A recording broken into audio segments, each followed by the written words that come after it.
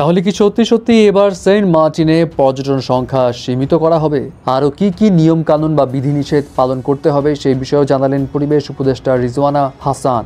অপরদিকে বাংলাদেশের প্রায় 150-রও বেশি বড় বড় কোম্পানি তাদের ব্যবসা একদম গুটিয়ে নিচ্ছে। বিশ্লেষকরা বলছে ঘটনাটা অস্বাভাবিক। প্রথমেই আসি সেন্ট মার্টিনের কাছে। মাসখানেক আগেও কিন্তু সেন্ট মার্টিনে একটা কথা উঠেছিল যে সেন্ট মার্টিনে পর্যটন সংখ্যা হবে সীমিত, সেখানে রেজিস্ট্রেশন করতে হবে যাওয়ার আগে। এটা নিয়ে অনেক বিতর্ক হয়েছিল। কেউ কেউ বলছিল হ্যাঁ নিজের দেশের সেন্ট মার্টিনে যাবো, এত রুলস কেন মানবো, আপনারা ভিসাও লাগাই দেন, আর কি চান, নানা রকম কথাবার্তা। তখন অবশ্য বলা হয়েছিল যে এমন কোনো ফাইনাল ডিসিশন আসেনি, জাস্ট ডিসকাশন হয়েছে এমনটা করা যাবে কি যাবে না। তবে গতকাল পরিবেশ উপদেষ্টা রিজওয়ানা হাসান তিনি জানান নেক্সট পর্যটন মৌসুমের আগে থেকেই সেন্ট মার্টিনে কিছু বিধিনিষেধ একদম ইম্পোজ করা হবে। নেক্সট পর্যটন মৌসুম মানে নভেম্বরের সময় থেকে। কিন্তু এখন কি কি বিধিনিষেধ রয়েছে? নাম্বার 1, সেখানে পর্যটন সংখ্যা সীমিত করতে হবে। ইয়েস, এখানে আর আগের মতো একদম হুড়হুড় করে সবাই যেতে পারবে না, ডেফিনেটলি এখানে কিছু রেজিস্ট্রেশন প্রসেস থাকতে হবে। নাম্বার 2, সেখানে কোনো সিঙ্গেল ইউজ প্লাস্টিক যেমন প্লাস্টিকের বোতল, প্লাস্টিকের ব্যাগ, চিপসের প্যাকেট, বিস্কিট,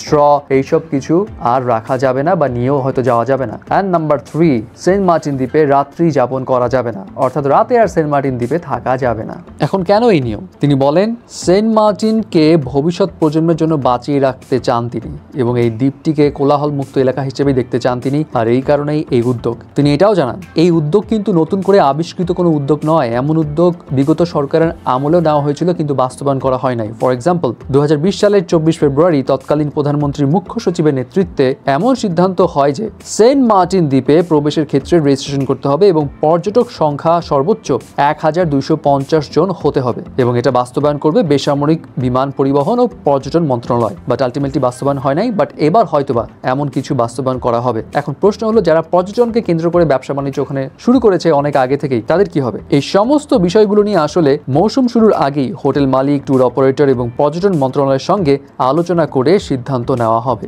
এখন এটা নিয়ে অনেকের অনেক রকম কথা হতে পারে, বাট অনেকেই বলছে ডিসিশনটা ভালো, কারণ সেন্ট মার্টিনের পর্যটন মৌসুমে অবস্থা খুবই খারাপ হয়ে যায়। এমনও রেকর্ড আছে যে একদিনে প্রায় 6000 কেজিরও বেশি প্লাস্টিক কালেক্ট করা হয়, এবং অনেক স্বেচ্ছাসেবী ভলেন্টিয়াররাও প্লাস্টিকের ম্যাটেরিয়ালসগুলো কালেক্ট করে কুল পায় না। সো সেই দিক দিয়ে প্লাস্টিক ইউজ কমাতে হলে আলটিমেটলি পর্যটন সংখ্যা তো কমাতেই হবে। এবার আসি পরের খবরে। কালের কণ্ঠে আজকে একটা প্রতিবেদন ছাপা হয় যেখানে বলা হয় অর্থনৈতিক সংকট সহ বিভিন্ন কারণে গত 2 মাসে সিটি গ্রুপের প্রায় 30টা কোম্পানি, বিএসআরএম কোম্পানি, ইউএস বাংলার প্রায় 5টা কোম্পানি এবং আরও দেশি বিদেশি বিভিন্ন গ্রুপের প্রায় 1.5 শতাধিক কোম্পানি তাদের ব্যবসা গুটিয়ে নেওয়ার সিদ্ধান্ত নিয়েছে। এরই মধ্যে জুলাই সেপ্টেম্বরে 83টি কোম্পানি পুরোপুরি বন্ধ হয়ে গেছে।